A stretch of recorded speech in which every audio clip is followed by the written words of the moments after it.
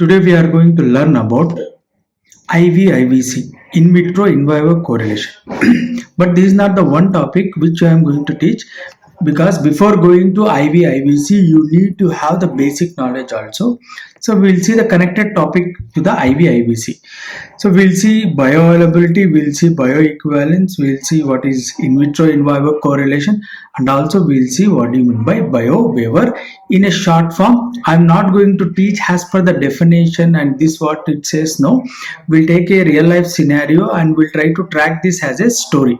We'll take a company example and we'll try to track this as a, assume that there is a company 1. Let's say that name is C1. There is a company called C1. They did lot of R&D.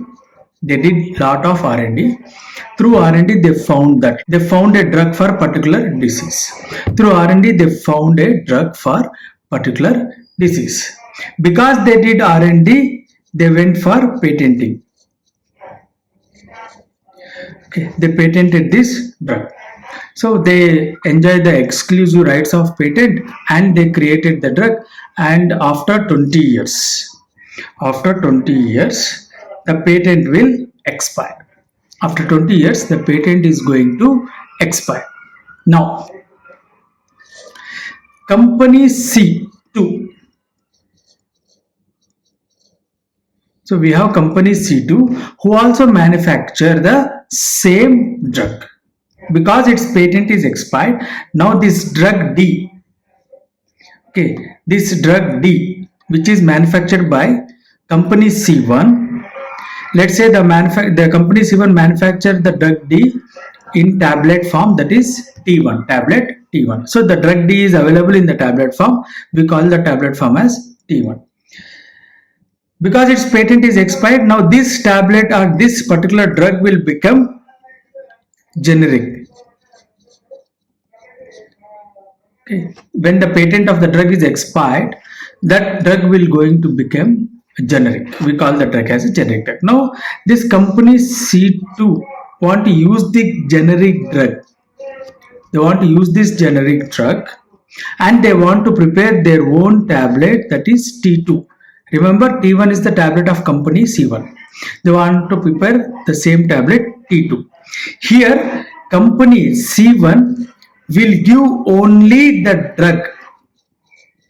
Company C1 will only give the drug to the company C2. It will not share. See, in the tablet formulation, what else we have? We have drug, we have excipient 1, excipient 2, excipient 3, so on. We have so many things in the tablet formulation. They don't share this information. Company C1, even though after patent is going to expire, they won't share the information of excipients. They will share only the information of drug. They will only give the drug for the company C2 to manufacture because its patent is over, but they never share the formulation. They never share in which ratio does these excipients are being used, and also they never share which type of excipients they have been used. Now company C2, what it will do, it will take the drug, because its patent is expired, it want to develop a generic drug. It will take the drug, okay, and it will add its own excipients, okay, E1, E2, E3, E4, so on. So company C2 is adding its own excipients, and that excipients are in its own ratio. We don't know what are those excipients or what is that ratio, and they prepared a tablet T2. Now they want to sell this into the market. They want to sell this tablet into the market. Remember, the drug is same in the both case, but only excipients are different. To sell this drug into the market, company C2 has to approach to the regulators in the market. When they approach the regulators in the market, the regulator will ask for bioequivalence studies. The regulator will ask for bioequivalence studies result. What is bioequivalence? Bioequivalence means, see here, company C1 has manufactured tablet T1 by using the drug D. Some company C1 has manufactured the tablet. Okay, they conducted some studies. Okay, now company C2 also manufactured tablet T2 by using the same drug, but the excipients and ratio are different. The excipients are not at all matching. If they want to sell this tablet T2 in the market, they are approaching to the regulators. Regulator is asking for the bioequivalence studies. What is bioequivalence studies? Your pharmacokinetic parameters, any pharmacokinetic parameters should be within 80% to 125% of innovator product. So your pharmacokinetic parameter should match with the, who is innovator here? Company C1 is the innovator. Your pharmacokinetic parameter should match with the innovator pharmacokinetic parameters. At least minimum is 80%. Maximum is 125%. What do you mean by this is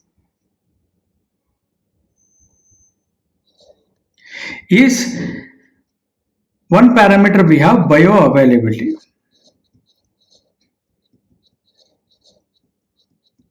What is bioavailability? It is the amount of drug reaching to the systemic circulation or extent of drug reaching to the systemic circulation. You have given drug in the form of tablet. From the tablet dosage form, the drug will tablet will disintegrate, dissolute, and it will release the drug. The drug will absorb from the stomach and it will enter into the systemic circulation. If the tablet is going to the systemic circulation, how much it is going? What is the rate and extent? That is called bioavailability. So company C2 should have at least 80% of bioavailability compared with the company C1. So company C2's tablet T2, which is having same drug as that of company T1, has to prove bioequivalence studies. Okay, in bioequivalence studies, they have to prove that they are matching 80% to 120% of your bioavailability studies. What do I mean to say here is, if let's say you are conducting a study, okay, in the study we have plasma drug concentration here and we have time here, we will get a graph. Okay, in this graph, this C2 company, if this graph is for T1 company, C2 company should prove at least 80% of this graph. This is T2 tablet, or 120% of this graph. Both case. AUC should be 80 to 120%, then only you can release the drug into the market. That is called bioequivalence studies. So we saw two things here. We saw bioavailability, it is the rate and extent of drug absorption. We saw bioavailability. We saw bioequivalence. What is bioequivalence? It is two drugs are having same bioavailability, at least matching of 80%. At least they should match 80% of bioavailability. This was the case. Now, to prove that the drug is having a bioequivalence, so regulator asked it to prove bioequivalence. For that, what the company C2 has to do? Company C2 has to prepare its tablet T2 by using the same drug as company C1, and it will give this tablet to human being and they will conduct bioavailability studies. In that bioavailability study, they will get the result. This bioavailability study result of C2 company should be matched with C1 company. It should be at least 80%. Then only you can release the drug into the market. At least it should be 80%. Then only you can release the drug into the market. For this, what is happening here? We are using human being here. Okay, so we are not at all testing the effectiveness of drug. We are not at all testing the safety of the drug, because company C1, while manufacturing, while going for the patent, okay, what they did is they conducted all human studies. Company C1 has conducted. See, company C1 is an innovator. Company C1 is an innovator. They conducted all clinical and preclinical studies, they proved the drug is very safe. Okay, everything is proved there. Again, you need not to prove that anything. They have proved everything. Only C2 has to prove only the bioavailability is 80% matching with the company C1's bioavailability. So the bioavailability is matching at least 80% of company C1 bioavailability.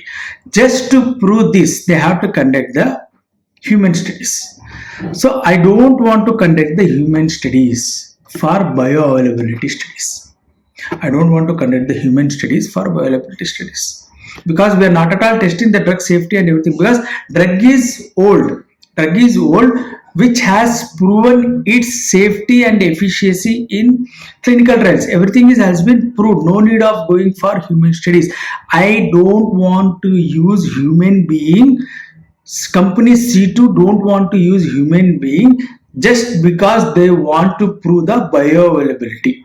Just for the bioavailability studies, they don't want to use human being. In that case, we use, due to this problem. What is the problem? Company C2 doesn't want to go for human studies, just for the bioavailability studies. We make use of IVIVC. Here comes the concept of IVIVC. Okay, here comes the concept of IVIVC. What is that IVIVC is? Company C1, while it is innovating the drug D, it has performed all in vivo studies. So company C1, while performing the clinical studies, it has performed all in vivo studies. In that in vivo studies, one of the study is plasma drug concentration, percentage plasma drug concentration that has been conducted by C1. Now what company C2 will do is, they will just use this in vivo studies data. They will take the data of in vivo studies from the company C1 and they will perform in vitro studies. They perform in vitro studies. What is the best in vitro study to match with the plasma drug concentration for in vivo is your in vitro dissolution.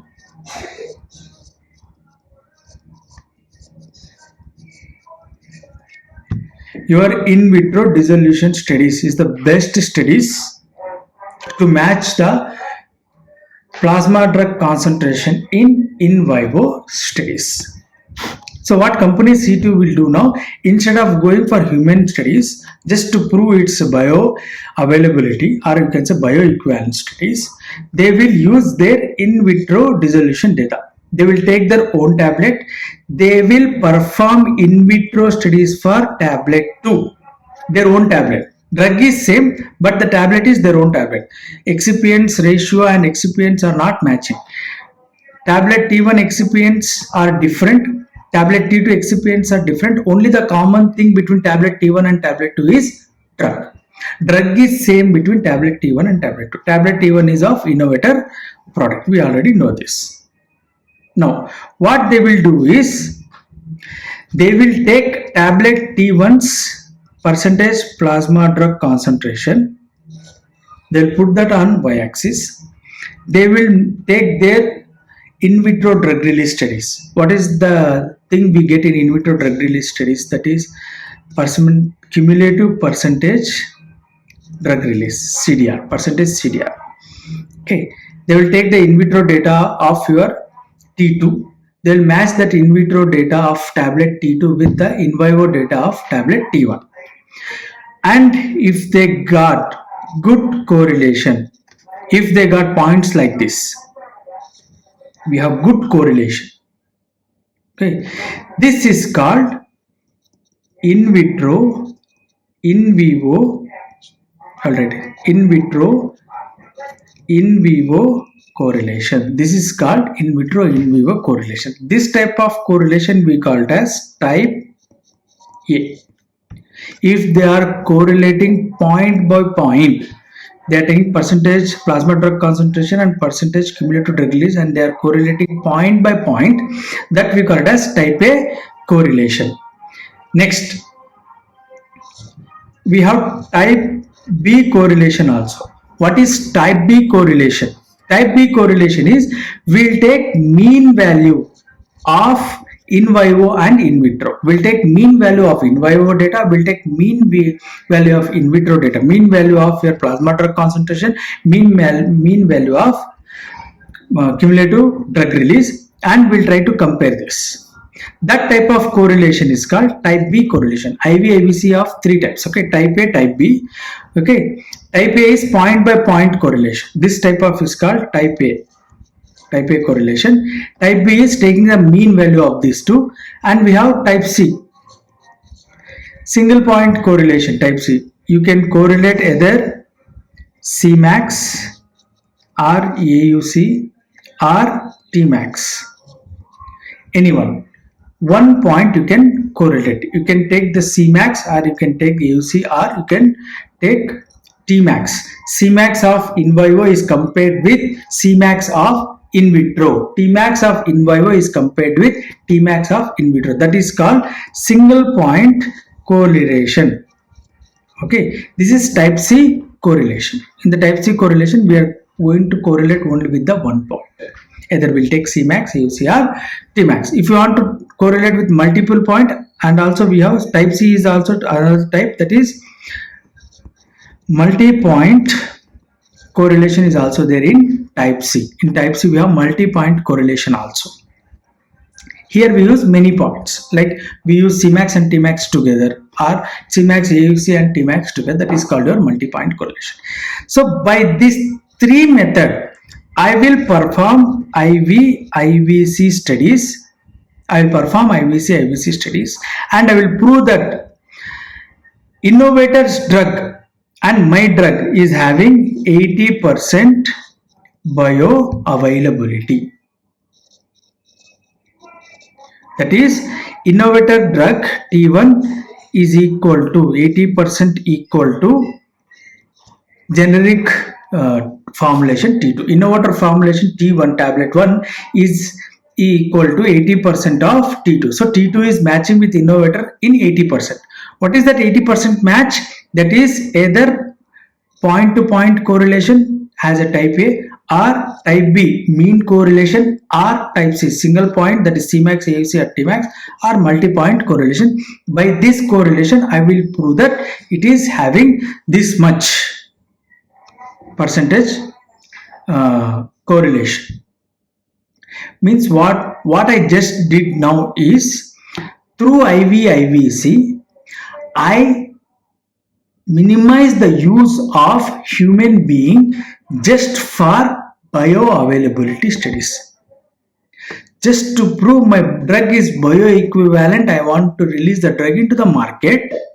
Okay, for generic drug, to release the drug into the market. Okay, just by using IVIVC I can nullify the use of human being just for bioequivalent studies to release the drug into the market. I can nullify the use of human being to release the drug into the market, because I am not using human being in the studies.